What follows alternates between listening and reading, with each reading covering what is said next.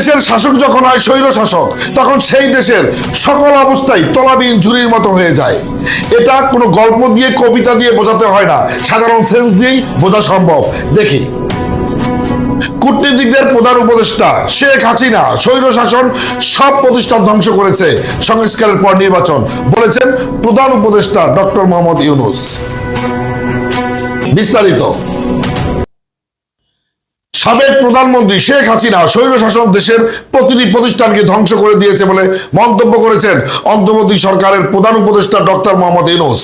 তিনি বলেন, এমন একটি সময় এসে দেশের দায়িত্ব নিয়েছি যখন প্রায় সব ক্ষেত্রেই চরম বিশৃঙ্খলা। তাই নির্বাচন কমিশন, বিচার বিভাগ, জনপ্রশাসন, আইন শৃঙ্খলা বাহিনী ও গণমাধ্যমে প্রয়োজনীয় সংস্কারের পর অন্তর্বর্তী সরকারের একটি অবাধ, সুষ্ঠু এবং অংশগ্রহণমূলক নির্বাচনের আয়োজন করবে। বীরের মতো বুক চেতিয়ে রাইফেলের গুলি যদি বুকে ধারণ করতে পারে, সে কি মানুষের হৃদয় থেকে মুছে যেতে পারে?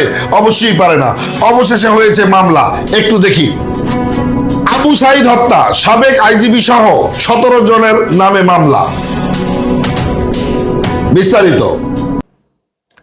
রংপুরে বেগম রোকেয়া বিশ্ববিদ্যালয়ের শিক্ষার্থী আবু সাইদ হত্যার ঘটনায় পুলিশের সাবেক মহাপরিদর্শক আইজিপি চৌধুরী আব্দুল্লাহ আল মামুন, রংপুর রেঞ্জের সাবেক উপমহাপরিদর্শক ডিআইজি আব্দুল বাতেন, রংপুর মহানগর পুলিশের সাবেক কমিশনার মোহাম্মদ মনিরুজ্জামান সহ 17 জনের বিরুদ্ধে মামলা হয়েছে। মামলার বাদী আবু সাইদের বড় ভাই রমজান আলী। কোটা সংস্কারের দাবিতে রংপুরে বৈষম্য বিরোধী ছাত্র আন্দোলনের অন্যতম সমন্বয়ক ছিলেন আবু সাইদ। আন্দোলন চলাকালে গত 16 জুলাই পুলিশের গুলিতে তিনি নিহত হন। কথায় আছে, ঢেকি স্বর্গে গেলেও কিছু একটা করে। যাই হোক, সাবেক আইনমন্ত্রীর বুদ্ধিতে আদালত পাড়া তো তিনি তার বুদ্ধিমতো চালিয়েছিলেন। এখন রিমান্ডে গিয়েও সেখানেও তার বুদ্ধি খাটাচ্ছেন, কারণ সে যে আইন বিষয়ক আইনমন্ত্রী। দেখি, রিমান্ডে উল্টো প্রশ্ন ছুটছেন সাবেক আইনমন্ত্রী আনিসুল হক। বিস্তারিত। রিমান্ডে থাকা সদ্য বিদায়ী আওয়ামী লীগ সরকারের সাবেক আইনমন্ত্রী আনিসুল হক বলেছেন, প্রধানমন্ত্রী শেখ হাসিনা আমাদের যে গাইডলাইন দিতেন আমি সেই গাইডলাইন ফলো করছি মাত্র। হত্যা মামলায় কেন আমাকে রিমান্ডে এনেছেন? যারা সরাসরি কিলিং এ অংশ নিয়েছেন তাদের ধরেন। আয় রে নেতা। যাই হোক, চলে যাচ্ছি পরবর্তী খবরে। নতুন শিক্ষাক্রম বাস্তবায়নযোগ্য নয়, যতদূর পারি আগের শিক্ষাক্রমে ফিরে যাব। কেন? নতুন শিক্ষাক্রমে কি কোনো সমস্যা? দেখি বিস্তারিত। নতুন শিক্ষাক্রম বাস্তবায়নযোগ্য নয় বলে মন্তব্য করেছেন অন্তর্বর্তী সরকারের শিক্ষা ও পরিকল্পনা উপদেষ্টা ওয়াহিদ উদ্দিন মাহমুদ। আজ রবিবার সচিবালয়ে সাংবাদিকদের কাছে এই মন্তব্য করেন তিনি। শিক্ষা উপদেষ্টা বলেন, বর্তমান যে শিক্ষাক্রম সেটা খুব বাস্তবায়নযোগ্য নয়, বিশেষ করে মূল্যায়ন পদ্ধতির দিক থেকে। বাংলাদেশের সেনাবাহিনীর কাছেও আশ্রয় নেওয়া যায়, এটা আমার কথা নয়। দেখি, প্রাণ রক্ষায় 626 জনকে সেনানিবাসে আশ্রয় দেওয়া হয়, এখন আছে 7 জন আইএসপিআর। বিস্তারিত।